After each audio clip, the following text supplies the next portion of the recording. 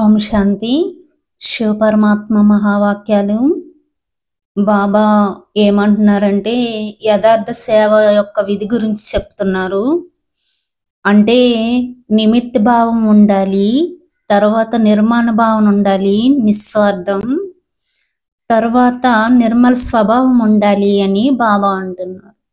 భావం భావన అంటే ఇతరులపై మనకి ఎలాంటి భావంతో చేస్తున్నాం, ఎలాంటి భావంతో ఉన్నాం, ఇలా అన్నమాట. అంటే ఈ సేవ యొక్క యథార్థ విధి గురించి బాబా చెప్తున్నారు మహావాక్యాలు. మరి ఏం చెప్తున్నారో మహావాక్యాలు ఇంకా మనం తెలుసుకుందామా?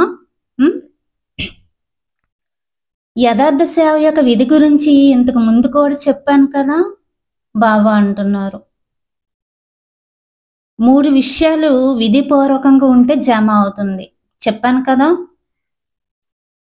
బాబా అంటున్నారు అవి నిమిత్త భావం, నిర్మాణ భావన, నిర్మల స్వభావం, నిర్మల మాట, భావం భావన మరి స్వభావం.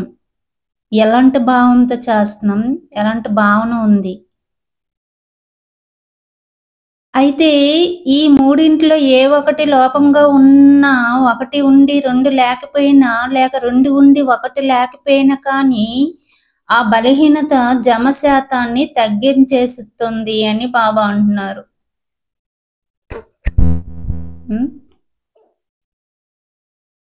కనుక 4 సబ్జెక్టులలో మిమ్మల్ని మీరు పరిశీలించుకోండి. 4 సబ్జెక్టులో మా జమ ఖాతా ఎలా ఉంది అని. ఎందుకు బాబ్దాదా చూశారు, కొందరికి 4 విషయాలు అనగా భావం భావన దాన్ని అనుసరించి చూస్తే కొంతమంది పిల్లలు యొక్క సేవ సంవత్సరం చాలా ఉంది కానీ జమ ఖాతా తక్కువ ఉంది అంటున్నారు. సేవలు అయితే బాగా ఉన్నారు, సంవత్సరం బాగా చేస్తున్నారు, కానీ అందులో మార్కులు ఎంత పడుతున్నాయి మనకి సూక్ష్మంగా చూస్తే తక్కువ ఉంది అంటున్నారు. ఎందుకు అక్కడ భావం కానీ భావనతో మారడం కానీ నిమిత్త భావం లేకపోవడం, లేకపోతే నిర్మాణ భావం లేకపోవడం, ఇలాంటివి ఏదో ఒకటి తక్కువ అవడం వలన. ప్రతి ఖజానా గురించి పరిశీలించుకోండి. జ్ఞాన ఖజానా అనగా ఏ సంకల్పం మరియు కర్మ చేసినా కానీ అది జ్ఞానయుక్తంగా అయి చేశానా అని. సాధారణత లేదు కదా. అదేవిధంగా యోగం అనగా సర్వశక్తుల ఖజానా నిండుగా ఉందా. ప్రతిరోజు యొక్క దినచర్యలో సమయ ప్రమాణంగా ఏ శక్తి అవసరమో ఆ శక్తి మీ అదుపులో ఉందా. అంటే సహించవలసి వస్తే ఆ సమయాన్ని సహించాలి, ఎదుర్కోవలసి వస్తే ఆ సమయానికి ఎదుర్కోవాలి. ఇలాంటి శక్తులు అన్నమాట. అంటే ఆ సమయానికి ఆ శక్తి మనకి వెంటనే అక్కడ ఉపయోగించాలి ఆ కార్యంలో.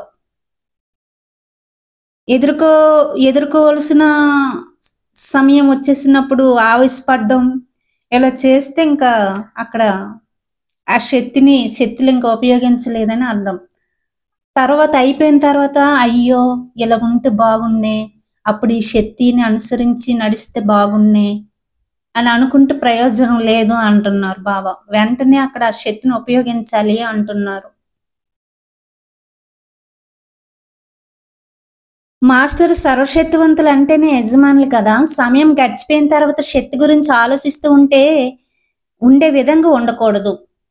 అయ్యో ఈ విధంగా చేసుంటే బాగుండే, అప్పుడు ఆ సిచ్యువేషన్లో నేను సైలెంట్గా ఉండిపోతే ఇంకా బాగుండు కదా, నేను ఆవేశపడ్డానే, ఇలా అంటే అక్కడ ఆలోచిస్తూ ఉండిపోవడం అండి. అయ్యో ఈ విధంగా చేస్తే ఇంకా బాగానే ఉండు కదా.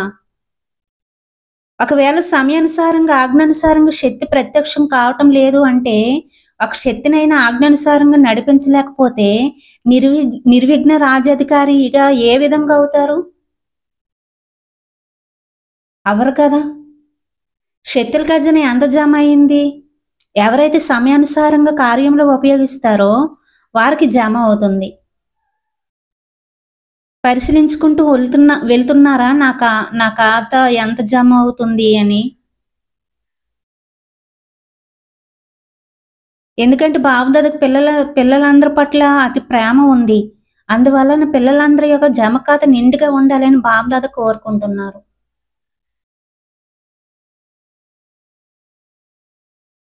బాబుదాదా ఏం కోరుకుంటున్నారు? పిల్లలందరి జమ ఖాతా నిండుగా ఉండాలని కోరుకుంటున్నారు.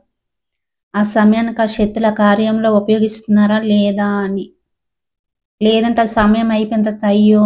ఇలా ఉంటే బావున్ను, అలా ఉంటే బావున్ను, ఇలా చేస్తే బావున్ను, అలా చేస్తే బావున్ను అనుకుంటే ఇంకా మీకు ఇంకా జమ ఖాతా ఉండదు. నిర్విఘ్నంగా ఇంకా కాలినట్టుగా అంటున్నారు. నిర్విఘ్న రాజాధికారులుగా అవ్వలేదు కదా! అంటున్నారు బాబా. హ్మ్. అచ్చా! ఓం శాంతి.